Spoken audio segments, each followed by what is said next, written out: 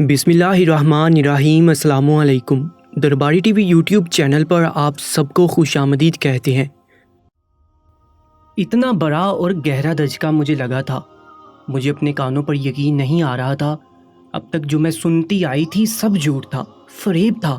میں یہ بات سن کر اپنے پیروں پر کھڑی نہ ہو پائی اور دیوار کا سہارا لے کر نیچے بیٹھ گئی۔ وہ عورت اب جا چکی تھی، مگر اس کی بولی ہوئی باتیں میرے کانوں میں گردش کر رہی تھی۔ میں نے آوازوں سے پیچھا نہیں چھڑا سکتی تھی۔ میں نے اپنے کانوں پر ہاتھ رکھ لیا۔ اتنا بڑا دھوکا ہوا تھا میرے ساتھ۔ یہ دھوکا دینے والے بھی میرے اپنے تھے۔ رو رو کر جب میں نے اپنے دل کا غبار ہلکا کیا تو میرا شوہر مجھے ڈھونڈتا ہوا وہاں آیا اور پیار سے بولا، میں آپ کو سارے گھر میں تلاش کرتا پھر رہا ہوں، آپ یہاں بیٹھی ہیں۔ اس نے میرا ہاتھ پکڑ کر مجھے اٹھایا اور اپنے ساتھ لے جانے لگا۔ میں مردہ وجود کی طرح خود کو گھسیٹتی ہوئی اس کے قدم سے قدم ملا کر چل رہی تھی۔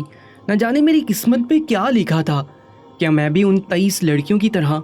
یہ سوچ کر ہی مجھے جرجری آ گئی۔ میرا سارا وجود پتے کی مانند لرزنے لگا۔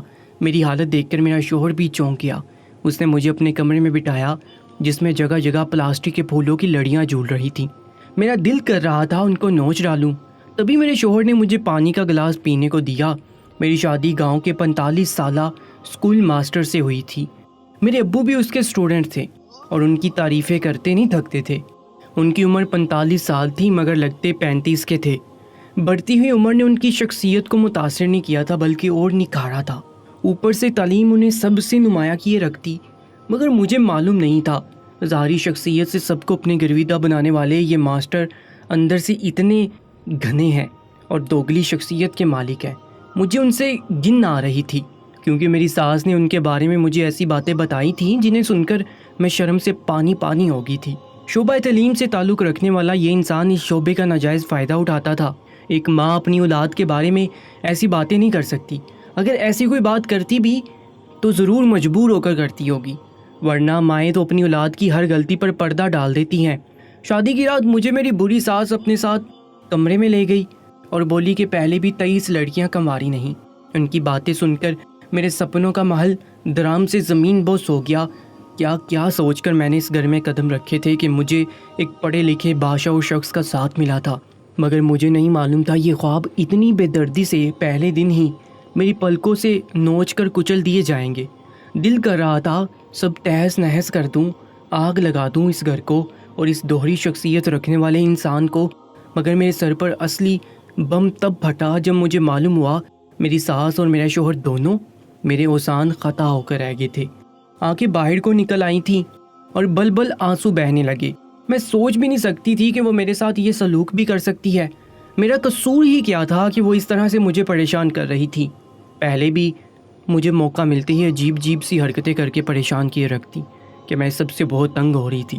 کبھی کچھ کرنے کو کہتی کہ یہ سب ضروری ہے اور کبھی کچھ بول دیتی تھی کہ میں صدمے سے نہ نکل پاتی تھی، مگر کیا کرتی؟ کسی کو بتا کر مسئلہ کھڑا کر دینا بھی مناسب نہیں سمجھا، مگر اب تو حد ہو گئی تھی۔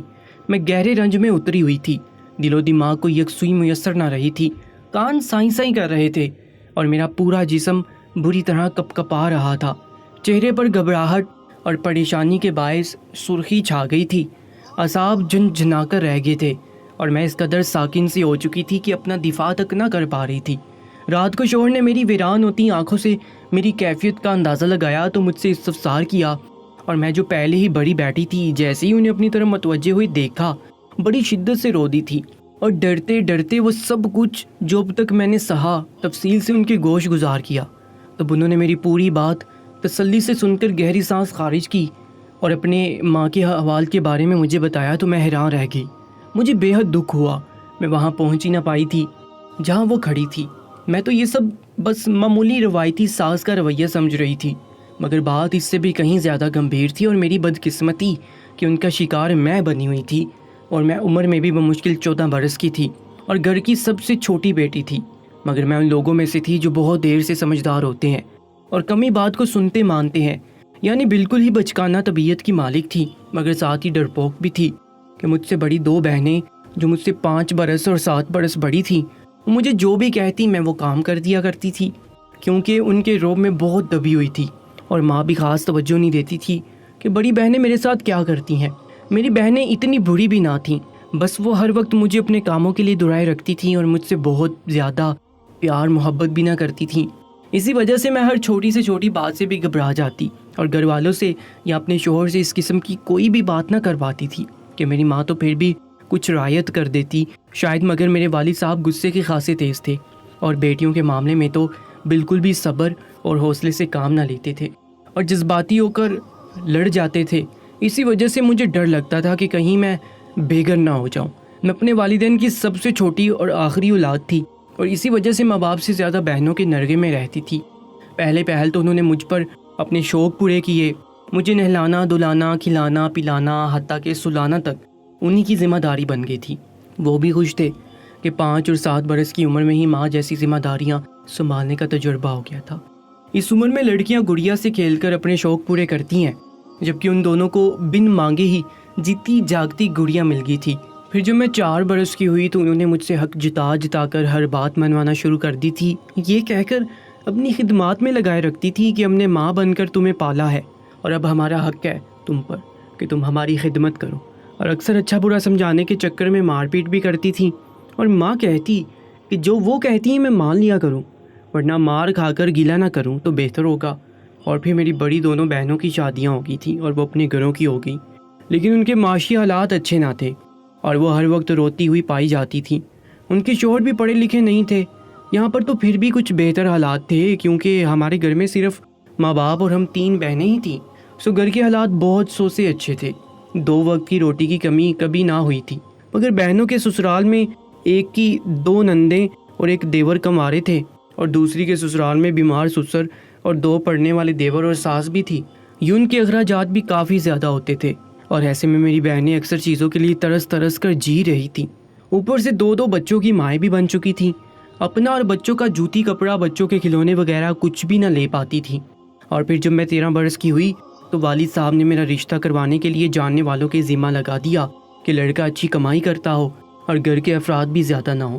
2-3 جگہوں سے رشتے آئے بھی تھے، مگر میری گھر والوں کو ان میں سے ایک بھی رشتہ پسند نہ آیا کہ کسی کے گھر کے افراد زیادہ تھے، یعنی 4 کماری بہنیں اور بوڑھے والدین بھی تھے، ایک لڑکے کی کمائی زیادہ نہ تھی۔ اسی طرح کے مسائل کے باعث تینوں رشتوں کا انکار کر دیا گیا تھا۔ پھر والد کو کسی نے مشورہ دیا کہ ایک رشتہ ہے مگر عمر زیادہ ہے، اور یہ میرے والد کی نظر میں کوئی بڑی عمر نہیں تھی، سو انہوں نے بات آگے بڑھانے کی حامی بھر لی۔ اور پھر جس روز ان لوگوں نے ملنے کے لیے گھر آنا تھا اس دن والد بے چینی سے انتظار کر رہے تھے، اور ان سے ملنے کے بعد والد صاحب اس قدر خوش اور مطمئن ہوئے تھے کہ پھر جھٹ پٹ سارے معاملات نمٹا دیے گئے، کیونکہ وہ میرے والد صاحب کے بھی استاد محترم تھے، اور والد صاحب کا کہنا تھا کہ میری بیٹی کا نصیب بہت اچھا ہے کہ اس کے لیے اتنا اچھا انسان ہمیں مل گیا ہے۔ میرے استاد محترم بھلے بڑی عمر کے ہیں مگر بہت نیک اور اچھے انسان ہیں، اور گھر میں صرف ایک ماں کے علاوہ اور کوئی فرد نہیں ہے، اور ایک فرد کی خدمت کرنا مشکل نہ ہوگا۔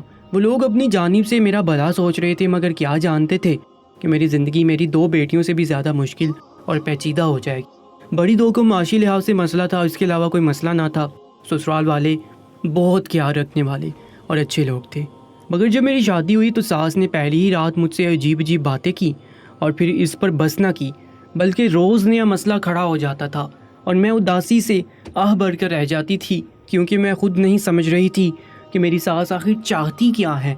کافی بری سی ایک ساس ہی مجھ پر پوری پڑ گئی تھی۔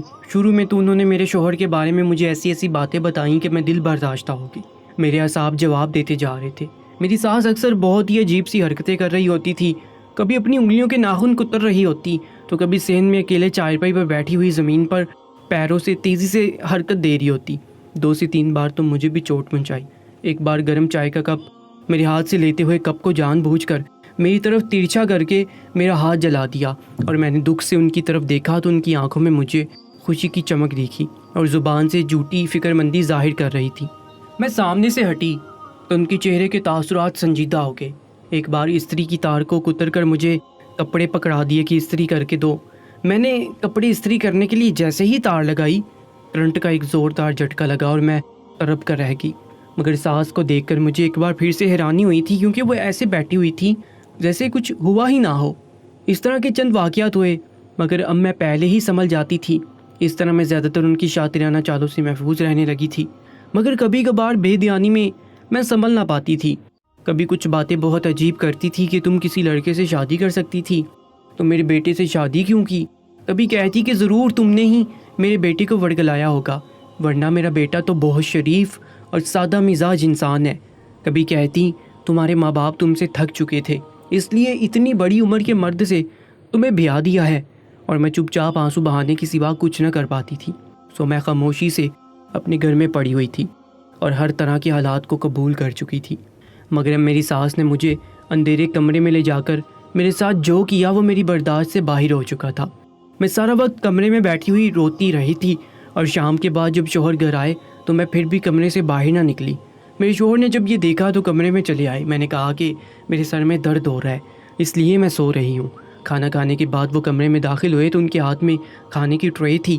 میں نے کہا کہ مجھے بھوک نہیں ہے، میں کھانا نہیں کھاؤں گی، مگر میرے شوہر نے زبردستی مجھے کھانا کھلایا تو میں نے چند نوالے زہر مار کیے اور ہاتھ پیچھے کر لیا، اور مزید ایک نوالا بھی لینے سے انکار کر دیا۔ پھر انہوں نے مجھ پر زیادہ زبردستی نہ کی اور برتن کچن میں جا کر رکھ دیے۔ رات کو بار بار اصرار کیا کہ مجھے بتاؤ کیا مسئلہ ہے، میں ان سے کھل کر کہہ سکتی ہوں، تو میں بھی مزید خود پر قابو نہ رکھ پائی۔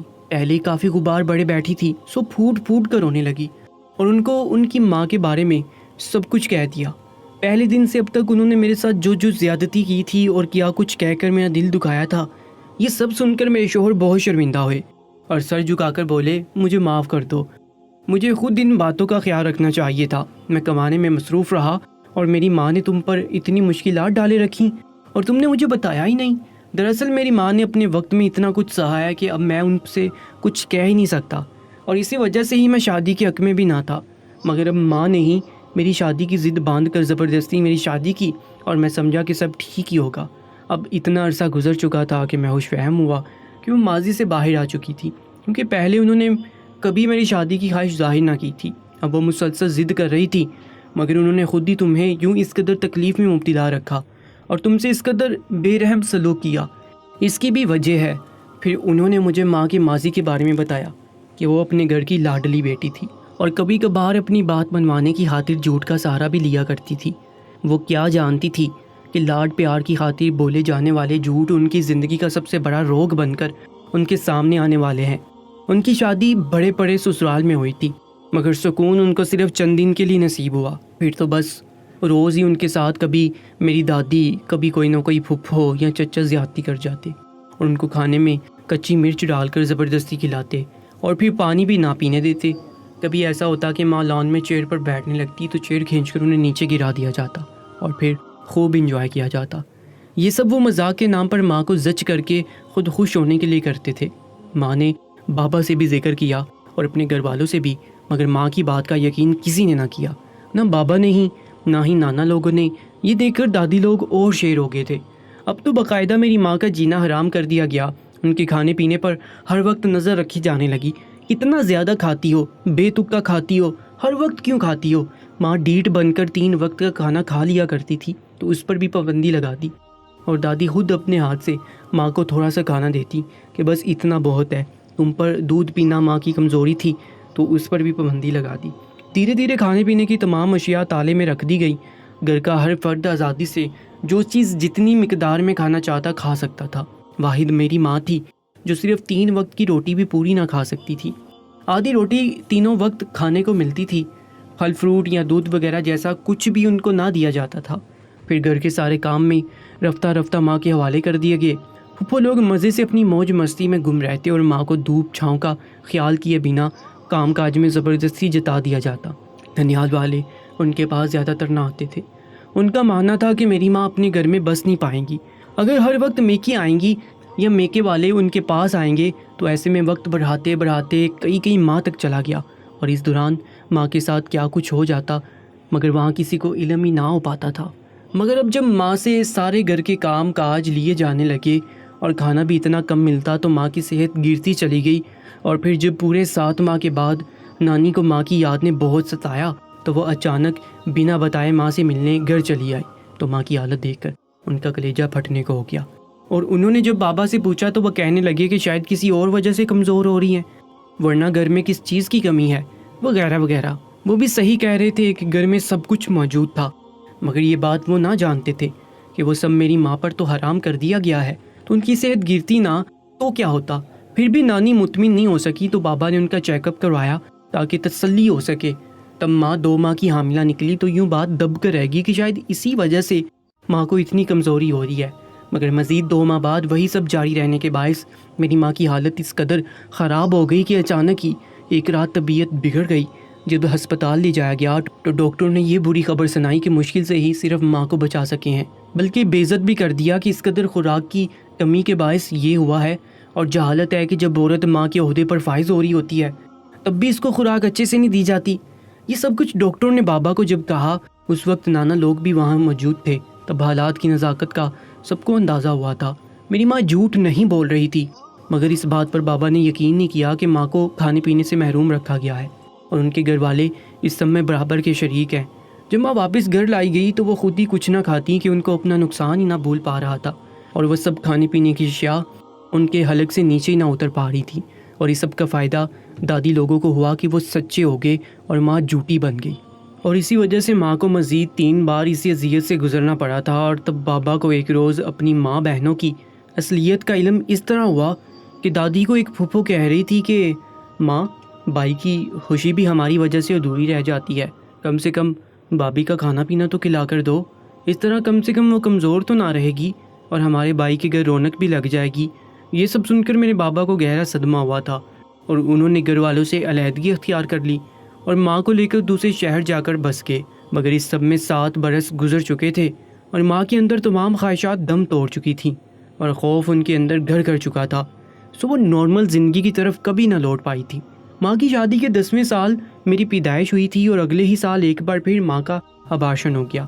بس وہ بات ان کے دماغ پر اس قدر گہرے نقوش چھوڑ چکی تھی کہ ماں روتی رہتی۔ پھر اگلے 2-3 سال میں ہی ماں بیوہ ہو گئی تو ایک بار پھر مشکل حالات کا سامنا کرنا پڑا۔ گھر سے نکل کر کمانا اور پھر میری اور اپنی ضرورتیں پوری کرنا انتہائی مشکل امر تھا، مگر نانا نانی وغیرہ سے وہ کوئی مدد لینا گوارا نہ کیا۔ مگر بابا کی اچھی خاصی جمع پونجی تھی جو ماموں نے نکلوا کر ماں کو چھوٹا سا بوتیک کا کاروبار کر کے دیا اور کچھ رقم میری تعلیم کی خاطر بینک میں جمع کروا دی تھی۔ مگر اس بوتیک پر دن رات محنت اور لگن سے کام کرتے ہوئے وہ کچھ بہتر ہوئے تو اچانک میرے جوان ہوتے ہی دادی نے مجھ سے ملنا جلنا شروع کر دیا۔ میں ماں کے ساتھ ہوئے سلوک کے بارے میں نہیں جانتا تھا، سو ماں سے اصرار کرنے لگا کہ اپنے خونی رشتوں سے دور نہیں رہ سکتا، اس لیے ان کے ساتھ مل کر رہیں اور شادی بھی انہی کے گھر میں کروں گا۔ ماں تو ایک دم سے گنگ ہو کر رہ گئی تھی کہ اب تو بابا کا سہارا بھی نہیں رہا تھا۔ اس طرح وہ گہرے صدمے میں چلی گئی اور اکثر گش کھا کر گر پڑتی۔ پھر مجھے ان کی بگڑتی حالت کے باعث ننیال والوں نے ماضی کی تمام تر حقیقت سے آگاہ کیا تو میں نے ماں سے معافی مانگی اور ان کے ساتھ رہنے کا وعدہ بھی کیا، مگر ماں کے دل میں ایک بار پھر خوف بڑھ چکا تھا۔ یہی وجہ ہے کہ ماں نفسیاتی مریضہ بن کر رہ گئی اور اب اتنے عرصے کے بعد بھی ان دنوں سے نکل نہ پائی اور اپنی محرومیوں کا بدلہ تم سے لینا شروع کر دیا۔ اور چھپ کر کھانا پینا بھی اسی وجہ سے ہے کہ ماں کو بعد میں دوبارہ سے بابا نے سب کچھ فراہم کر دیا تھا اور خود سائڈ پر ہو جاتے تھے کہ شاید وہ خود ہی دیکھ دیکھ کر سب کچھ کھانے پینے لگیں گی، اور ایسا ہی ہوا۔ ماں نے چند دن کے بعد ہی پھل، دودھ، جوس وغیرہ لینے شروع کر دیے اور تب سے ماں کی یہی عادت بن چکی تھی۔ یہ باتیں بھی ماں نے تم سے اس لیے کی تاکہ تم خود ہی پریشان ہو کر یہ گھر چھوڑ کر چلی جاؤ۔ انہیں اب بھی لگتا ہے ان کا بیٹا ان سے دور ہو جائے گا، مگر میں تم کو یقین دلاتا ہوں ماں تھوڑی سی توجہ اور پیار سے جلدی تم سے مانوس ہو جائے گی۔ مگر یہ سب کچھ اس قدر بڑھ چکا ہے، یہ میں نہیں جانتا تھا، مگر میں خود ہی ان کو سنبھال لوں گا اور تمہاری بھی حفاظت کروں گا۔ تب سے انہوں نے اپنی ماں کو باقاعدگی سے دماغی امراض کے ڈاکٹر کے پاس بھی لے کر جانا شروع کر دیا تھا۔ میں اب ان کا بھی خیال کرتی تھی، وہ مجھے کچھ بولتی نہیں تھی، بس خالی خالی آنکھوں سے مجھے دیکھتی جاتی تھی، شاید وہ مجھے پرکھ رہی تھی۔ ایسا لگنے لگا تھا وہ ٹھیک ہو گئی ہیں۔ مجھے اب ان کا بہت دکھ ہوتا تھا، میں ان کے دکھوں کا مداوع نہیں کر سکتی تھی، مگر ان کا خیال رکھ کر انہیں یقین دلانا چاہتی تھی کہ میں ان کا برا نہیں چاہتی۔